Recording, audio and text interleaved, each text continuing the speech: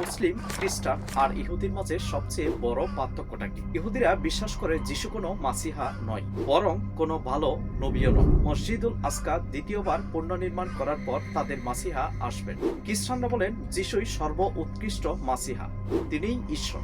তিনি ক্রুশবিদ্ধ হয়েছেন, মানুষের পাপের কারণে তিনি নিজেকে আত্মদান করেছেন, তাই তারা যিশুর উপাসনা করে। কিন্তু যদি বলি মুসলমানেরা যিশুকে কিছু খ্রিস্টান হতেও আরো অনেক বেশি সম্মান করে। মুসলমানেরা বলেন যিশু হলেন আল্লাহর নবী হযরত ঈসা আলাইহিস সালাম, যিনি ছিলেন কুমারী মায়ের সন্তান। তিনি পাপহীন জীবন যাপন করেছেন। তিনি মোটেও ক্রুশবিদ্ধ হননি, বরঞ্চ ঘটনাক্রমে আল্লাহ তাকে আকাশে তুলে নেন। কিয়ামতের 40 বছর আগে তিনি আবারও পৃথিবীতে ফিরে আসবেন। দেখুন, যে একই ব্যক্তির খ্রিস্টানরা উপাসনা করে, ইহুদিরা তার জন্যই অপেক্ষা করে, আর মুসলমানেরা তাকে সম্মান করে। দেখুন, বিশ্বাস আলাদা আলাদা হতে পারে, কিন্তু কিয়ামতের লক্ষণগুলো সকল ধর্মের মানুষগুলোকে এক জায়গায় এনেই দাঁড় করায়। কোরআন ও সায়েন্সের পার্সপেক্টিভে এই বিষয়টাকেই ভাঙতে যাচ্ছি আমার আসন্ন লং ভিডিওতে। অবশ্যই যুক্ত থাকবেন। ধন্যবাদ সবাইকে।